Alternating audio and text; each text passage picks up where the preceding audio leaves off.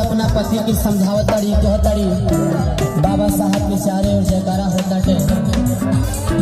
कितना सुंदर भाव में अपना पति से उनका एक बात कहली का